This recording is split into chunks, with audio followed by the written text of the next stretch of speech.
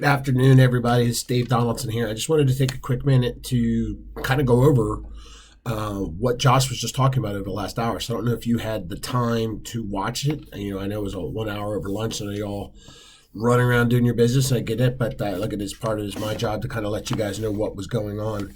I thought he did a pretty good job bringing us back on task, letting us know, hey, here's where we are right now. Here's what's going on, and let me address some of the ongoing questions with everything. So what I was trying to say was, so Josh went into some pretty good detail about, okay, why do we do what we do? How are things coming across, and what's the current status of everything? So first he talked about Command. Why did we launch Command the way that we did? Why is it open? Why didn't we get our hands on a finished product? And I thought it was poignant and clear.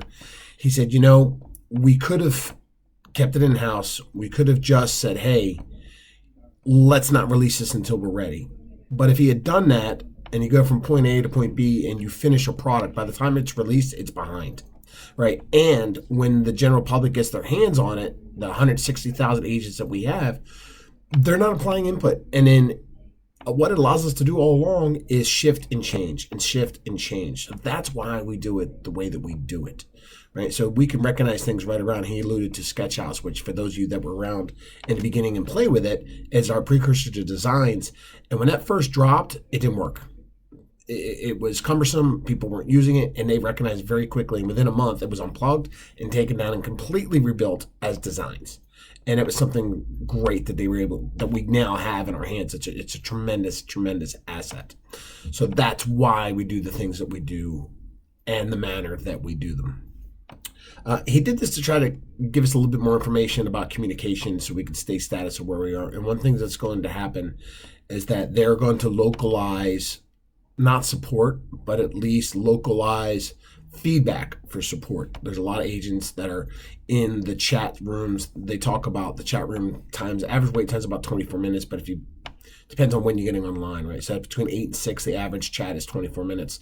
But if you get on when you need to get on, it may be a little bit longer than that. And that's challenging, right? So, each market center in our region, right, should have a technology ambassador. If not, you will have one soon. The region's going to have somebody that's a regional technology trainer and director or driver that those tech ambassadors will be able to report up the chain to about challenges on a localized regional market center agent level. And that regional person is going to be able to take that up and basically just call it a bat phone and talk to people at corporate and skirt and escalate problems that couldn't be troubleshooted at the local level and get the answers that we need. And I think that's fantastic. I think that's something that's much needed, and I'm really excited that that's going to be coming down to us. And so we'll be getting information through the region here in a little bit about what that's going to look like. But so corporate recognizing that they on a national level have a support program in place, but we have regional issues that change from jurisdiction to jurisdiction, I think is just tremendous. So I'm glad to hear that that's coming. He touched on a couple of things that's kind of being out and about there. Is Kelly being sunsetted? Well, let's look at what Kelly is. Kelly's our interaction. She's the voice. Like when you talk to Alexa, or if you say, hey, Google, you're actually using Google Home, right? Or using Amazon. The voice is what you're talking to. So Kelly's the voice. She's our artificial intelligence. She's the one that's gathering all that data in the background and doing everything in search and finding that we're looking for. So the app currently is called Kelly. The app is going to be rebranded, and that's going to be becoming Command Mobile. He kept alluding to 5 or 6 weeks for a lot of the big things that are going to be happening. What's happening in 5 to 6 weeks? Family reunion. So we're going to have a lot of things, a lot of improvements, a lot of releases going on at one time. So I'm pretty excited about everything. So Command Mobile is the rebranded version for what we'll be getting with Kelly. Agent websites. I'm going to go in a little bit more detail at a different time, but he talked about agent websites. Where are the bells and whistles? Where's all these other things that we want? And he really went into great information. He said if we looked at our competitor applications, our platform is outperforming all the other brokerage houses, okay? And it's on par if we're looking at Zillow and Redfin, because that's really all that matters, because I know agents that's all they care about. Well, Zillow does this, Redfin does that, Zillow does that. My clients are using this. I'm encouraging my clients to use these other platforms, which is insane, all right? If you look at your search on your website, it looks just like Zillow. It looks just like Redfin. The focus is all about search. It's not about the bells and whistles. It's not about what's on my homepage. It's not about what featured properties or my listings. You're going to have those things. But when this dropped, the priority was search, the consumer experience. What are they able to find? What are they able to see? And that search bar, the Omnibox, which is on the homepage, that's the important thing. We're going to have bells and whistles. You're going to be able to add custom pages. You're going to be able to do this, that, and the other thing. You're going to be able to feature your listings. You're going to be able to create link backs and add all kinds of additional content and blog on the platform. That's great, and that's coming. They want to get search. They want to get that right.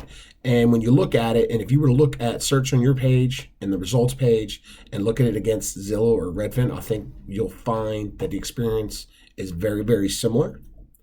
And when your clients are searching for properties on your website versus on Redfin and Zillow, right? If you look at your contact record, those searches are saved. You're tracking them. You're understanding what their mindsets are, where they're going. If they're searching on those other platforms, either because they are, because you're directing them to, you're missing out. You're missing out big time.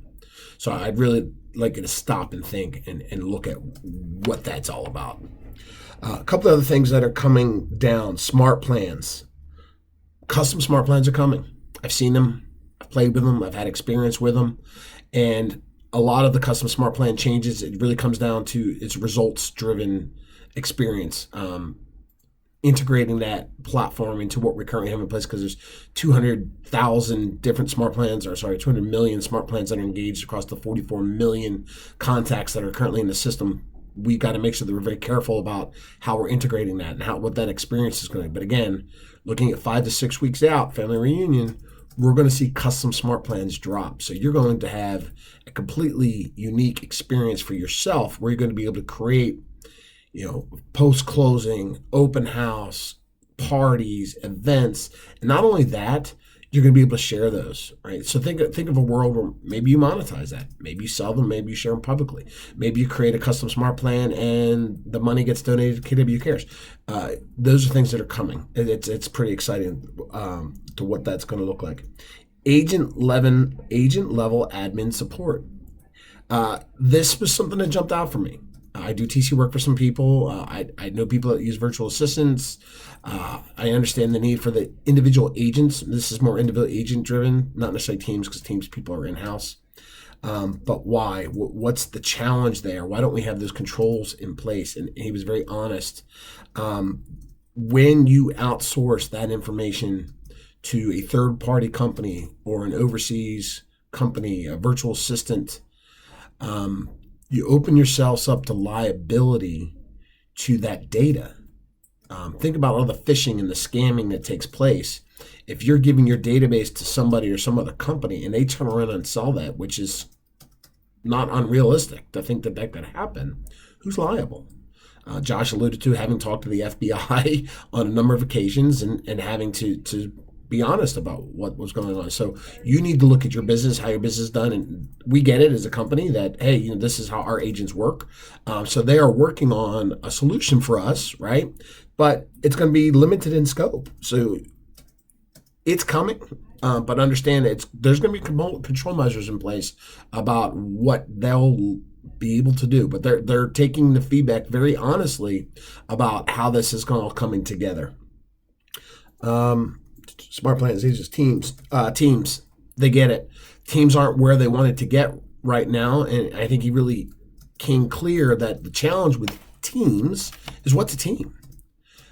Teams are different. There's so many different configurations of teams. Husband and wife teams, expansion teams, teams that are 7 agents deep, teams that are just agents partnering together and sharing marketing. Who has access to database? Who doesn't have access to databases? Is it round robin? There is no one size fits all team solution. And that has probably been the biggest challenge for them, is rolling out the system or the platform that's going to be for everybody. So they're coming up with a way that, okay, at a bare minimum, it's going to have certain measures of control, and we're going to see this soon. And it's not going to be a one size fits all. So it comes down to control measures that are in place, and that's going to be the rainmaker or the team lead for that particular team setting the controls. So once they put all those parameters in place, and understand that once they put the parameters in place, all the different applets that are inside of command have to be coded with that. So this is going to be something that takes place over 2020 as the additional features and control measures are released as to what access agents on teams have access to. So that's going to be a controlled, slow release for those different components. But they understand they want to get a lot of that out to us right now, at least at the bare minimum. So, opportunities, note sharing, chat within the platform, a Slack type of experience. If you're familiar with Slack, that's kind of what's coming together. Being able to define contact ownership. Does it belong to the agent? Does it belong to the team? Are they able to export? That all is the things that they take very, very seriously. And that's all trying to be answered and brought together in the platform. So this has gone on 10 minutes of rambling on. I wanted to give you a quick update about what Josh shared with us. I don't know if it was recorded, so I don't know if you're going to be able to go back and watch that. But I'll do my job as best I can and continue to share this information with all of you. So thank you for watching this video. I know your time is important. If you have any questions, feel free to contact me. Take care. Have a great day.